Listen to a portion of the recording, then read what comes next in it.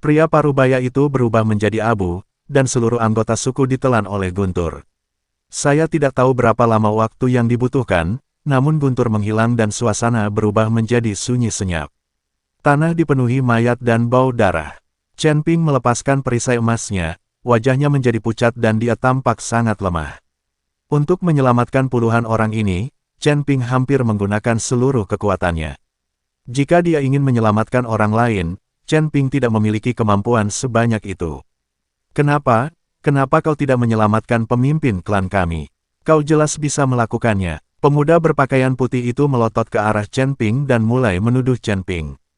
Humazi dan yang lainnya bergegas mendekat, lalu Humazi menamparkan pemuda berpakaian putih itu. Ingat, dia bisa menyelamatkanmu, tapi dia juga bisa membunuhmu.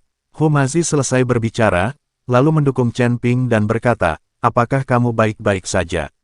Tidak apa-apa, Chen Ping menggelengkan kepalanya, tetapi tiba-tiba mengerutkan kening dan melihat ke kejauhan dengan waspada.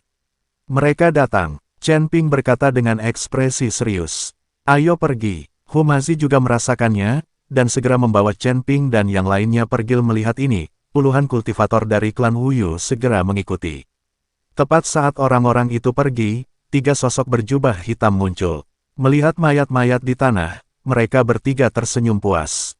Mereka bertiga lalu membagi pekerjaan dan mulai mengumpulkan jiwa-jiwa dari mayat-mayat tersebut. Chen Ping dan anak buahnya melarikan diri ribuan mil sebelum mereka berhenti. Pada saat ini, Chen Ping terengah-engah.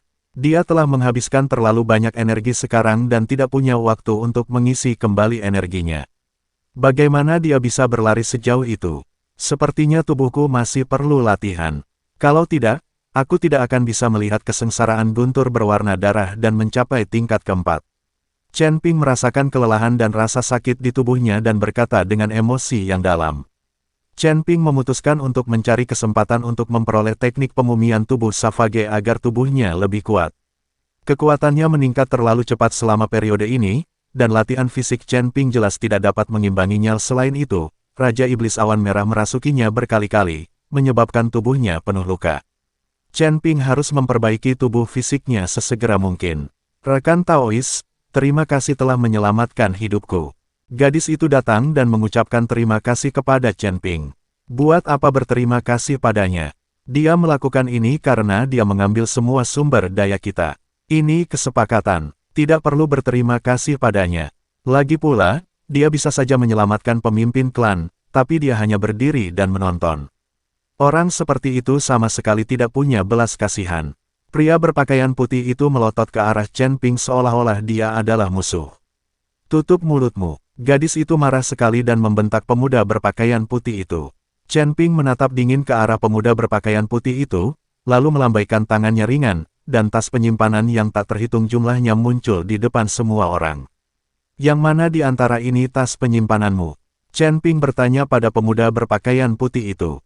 Aku. Pemuda berpakaian putih itu membuka mulutnya namun tidak mengatakan apapun. Temanku, orang ini agak kasar. Aku harap kamu tidak marah. Melihat ini, gadis itu buru-buru mengikuti Chen Ping untuk meminta maaf. Chen Ping mengabaikan gadis itu dan terus bertanya kepada pemuda berpakaian putih itu, yang mana tas penyimpananmu? Ambil saja segera. Melihat ini, pemuda berpakaian putih itu melambaikan tangannya dengan ringan, dan sebuah tas penyimpanan langsung terbang ke tangannya. Tas penyimpanan ini milikku. Pemuda berpakaian putih itu berkata, sekarang tas penyimpanan itu sudah diambil kembali, aku tidak berutang apapun padamu. Aku telah menyelamatkan hidupmu, jadi aku harus mengambilnya kembali. Chen Ping berkata dengan dingin. Pemuda berpakaian putih itu tertegun sejenak, lalu berteriak, apa yang ingin kau lakukan? Rekan Taois, dia tahu dia salah. Saya harap Anda, gadis itu juga ingin meminta maaf kepada Chen Ping. Namun, Chen Ping tiba-tiba melambaikan tangannya, pedang pembunuh naga muncul di tangannya, dan cahaya pedang keluar.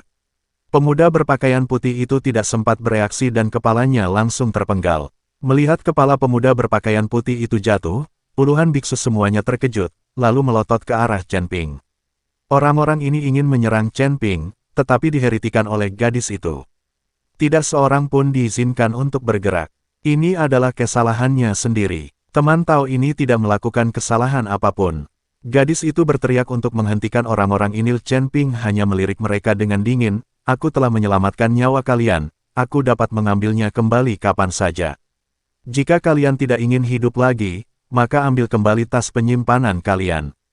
Perkataan Chen Ping membuat puluhan biksu itu menundukkan kepala dan terdiam. Tidak ada yang berani bergerak. Mereka telah melihat kemampuan Chen Ping, jadi bagaimana mereka berani melakukannya lagi? Rekan Taois, Anda telah menyelamatkan hidup kami sangat berterima kasih kepada Anda. Seseorang benar-benar tidak tahu bagaimana cara membalas budi dan bahkan ingin memeras Anda secara moral. Dia pantas mati. Gadis itu berusaha sekuat tenaga untuk menyenangkan Chen Ping, saya tidak tahu siapa nama belakang Anda, bisakah kami mengikuti Anda? Gadis itu tahu bahwa akan sangat sulit membangun kembali suku Uyu hanya dengan mengandalkan orang-orang ini. Mereka bahkan mungkin terbunuh perlahan. Jadi Anda harus mencari pendukung. Dengan pendukung, semuanya akan berjalan lancar sekarang, dia ingin mencari Chen Ping sebagai pendukungnya. Chen Ping sudah melihat isi pikiran gadis itu, dan mendengus dingin, kalian berdua harus menjaga diri kalian sendiri. Mulai sekarang, kita tidak berutang apapun kepada satu sama lain. Setelah mengatakan itu, Chen Ping berbalik dan pergi bersama Hu Mazi dan yang lainnya. Melihat Chen Ping yang menghilang, gadis itu menghela nafas tak berdaya dan hanya bisa membawa anggota suku yang tersisa pergi. Mengenai apakah mereka bisa menghidupkan kembali suku Uyu di masa depan, tidak ada yang tahu. Setelah Chen Ping dan Hu Mazi serta yang lainnya menempuh perjalanan 1000 mil lagi, mereka menemukan tempat terpencil. Chen Ping meminta Hu Mazi dan yang lainnya untuk melindunginya sementara dia pergi ke menara penekan iblis untuk memulihkan diri. Jika situasi saat ini terus berlanjut, saya khawatir tidak ada cara untuk menghancurkan Sekte Tianyan. Chen Ping terus-menerus memulihkan diri di menara penekan iblis. Sekarang Chen Ping tidak perlu khawatir tentang sumber daya yang dibutuhkannya. Sumber daya yang diperolehnya dari suku barbar kuno dan suku bebas khawatir cukup untuk dikonsumsinya untuk sementara waktu. Sambil memulihkan diri, Chen Ping juga mulai berlatih teknik pemurnian tubuh Savage. Dengan cara ini, Chen Ping tetap berada di menara penekan iblis, dan dia tidak tahu sudah berapa lama. Ketika dia membuka matanya, dia menemukan ada lingkaran cahaya samar di sekitar tubuhnya. Mengambil napas dalam-dalam, Chen Ping menemukan bahwa tubuhnya sekarang berkali-kali lipat lebih kuat daripada sebelumnya. Harus saya akui, teknik pemurnian tubuh Savage ini benar-benar bagus, sangat membantu dalam melembutkan tubuh. Saat tubuh fisiknya menjadi lebih kuat, kekuatan Chen Ping juga meningkat tanpa terlihat. Keluar dari menara penindasan iblis, Chen Ping menatap ke langit dan bertanya, Tuan Hu, sudah berapa lama waktu berlalu? Hanya 3 hari yang singkat telah berlalu. Kata Hu Mazil ketika Chen Ping mendengar ini, dia menyadari bahwa dia telah memulihkan diri di menara penekan iblis selama setahun penuh. Chen Ping, apa kabar? Apakah kamu sudah pulih sepenuhnya? Huo Jingjing dan Mo Qingyun bertanya dengan prihatin. Tidak apa-apa, kita bisa melanjutkan perjalanan ke Tianyanzong, kata Chen Ping sambil tersenyum. Yun Wuya memimpin jalan, dan semua orang langsung menuju Sekte Tianyan. Sekte Tianyan terletak di puncak Tianyan dan diselimuti kabut peris sepanjang tahun. Gapura di gerbang gunung diukir dari es hitam berusia 10.000 tahun, dengan 8 karakter segel kuno, Tian Yan Dao Tong, Wan Zai Zhang King, tertulis di atasnya, memancarkan keagungan yang tidak perlu diragukan lagi.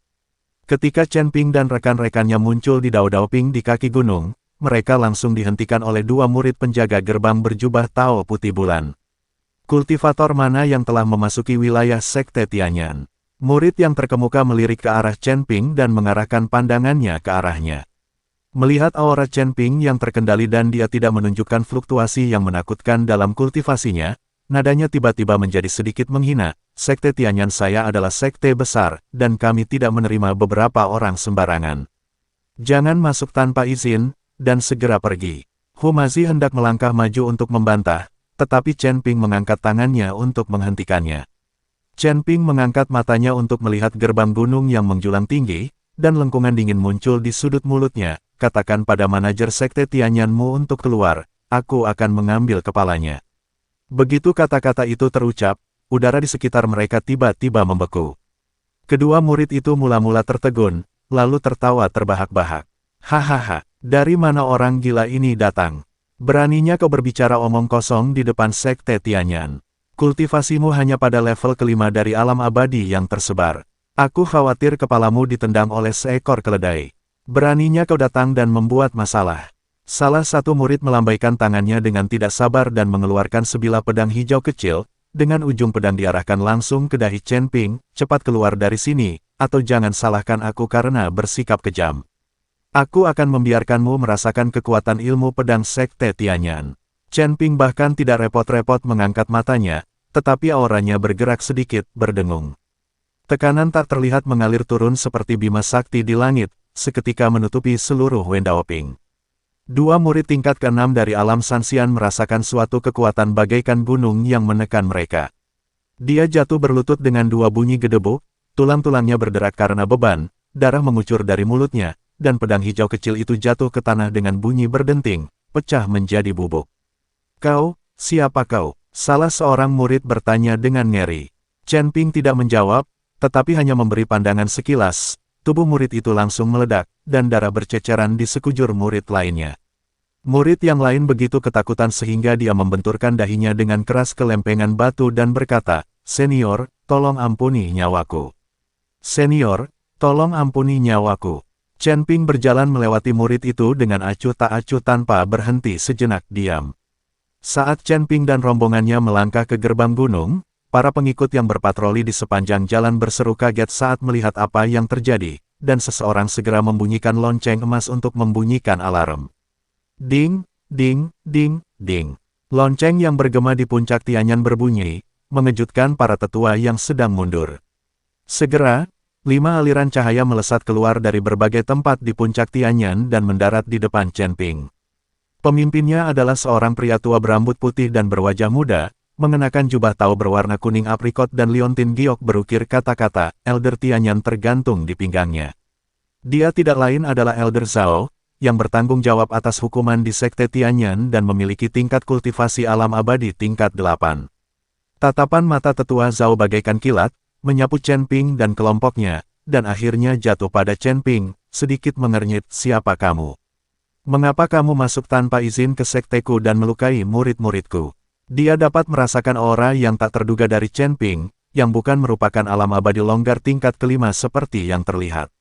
Namun, tetua Zhao tidak terlalu mempedulikannya. Sebagai sekte besar, Sekte Tianyan memiliki banyak kultivator tingkat 6 dan 7 di alam abadi yang tersebar. Bahkan jika Chen Ping menyembunyikan kekuatannya, dia mungkin tidak bisa mendapatkan hasil yang baik di Sekte Tianyan. Aku di sini untuk memusnahkan keluarga ini. Chen Ping berbicara dengan singkat dan langsung ke pokok permasalahan, dan nadanya begitu tenang sehingga seolah-olah ia sedang membicarakan masalah yang tidak penting. Menghancurkan seluruh klan, seorang tetua setengah baya di belakang tetua Zhao tidak dapat menahan diri untuk tidak mencibir. "Wah, tahukah kamu apa yang kamu bicarakan? Sekte Tianyanku telah berdiri selama ribuan tahun, dan telah menghasilkan 3 leluhur abadi di bumi, yang semuanya naik ke surga keempat. Bagaimana kami bisa membiarkan anak kecil sepertimu bertindak begitu lancang di sini? Sekte Tianyanku tidak punya dendam terhadapmu. Aku tidak tahu mengapa kamu ingin memusnahkan seluruh Sekte Tianyanku." Penatua Zhao menatap Chen Ping dengan bingung dan bertanya. Tetua lainnya berkata dengan dingin, "Kakak senior Zhao, mengapa kamu membuang-buang waktu berbicara dengan anak ini? Tangkap dia terlebih dahulu." Setelah mengatakan ini, pria itu melambaikan lengan bajunya dan 18 bendera merah kecil terangkat ke langit. Dalam sekejap, sebuah formasi besar terbentuk. Langit dipenuhi kabut merah, dan teriakan melengking yang tak terhitung jumlahnya keluar darinya, menusuk jiwa orang-orang. Hanya sedikit. Chen Ping mendengus dingin, bahkan tanpa menggunakan pedang pembunuh naga, dia hanya menjentikkan jarinya. Sinar jari emas melesat keluar dari udara, menembus kabut merah bagaikan pisau panas yang memotong mentega, dan menghantam 18 bendera kecil dengan suara keras. Dalam sekejap, bendera-bendera kecil itu hancur berkeping-keping, dan formasi itu pun runtuh. Tetua yang mengatur formasi itu merasakan guncangan di hatinya, darahnya mendidih, dan dia melangkah mundur beberapa langkah dengan darah mengalir dari sudut mulutnya.